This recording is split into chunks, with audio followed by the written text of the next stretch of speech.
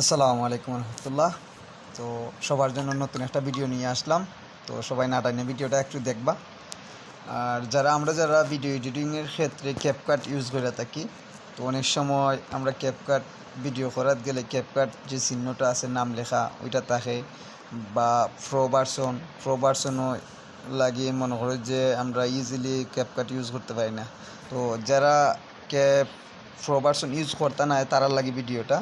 তো মনে করো যে আমি এগুলো ভিডিও এডিটিং করছি প্রো ভার্সন ছাড়া। ঠিক আছে, আমি এটা নতুন আবার দেখাইতেছি। এইভাবে যে কোনো একটা ভিডিও সিলেক্ট করলাম, মনে করুন যে আমি ও ভিডিওটা সিলেক্ট করলাম। ঠিক আছে,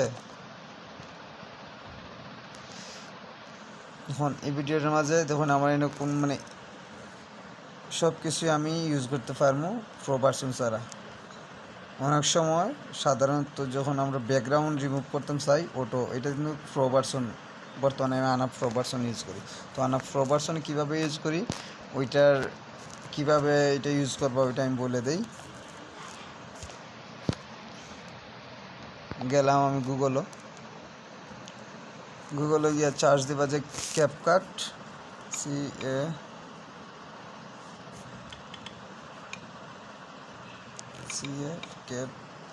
ক্যাপকাট ওল্ড ভার্সন। ঠিক আছে, যখন এই old version of CapCut Android order টিপা দেওয়ার পরে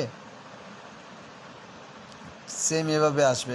আসার পরবর্তীতে দেখুন ভার্সনগুলো দেওয়া আছে, প্রত্যেক মাসের আপডেট ভার্সনগুলো দেওয়া আছে। তো আমার যেটা পুরান ভার্সন দরকার ওইটাতে আমি যাবো সিমুর, আবার সিমুর।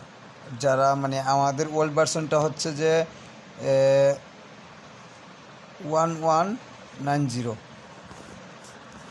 আছে 11.10 আমাদের ওইটা প্রয়োজন। তো আমরা আবার যাইতে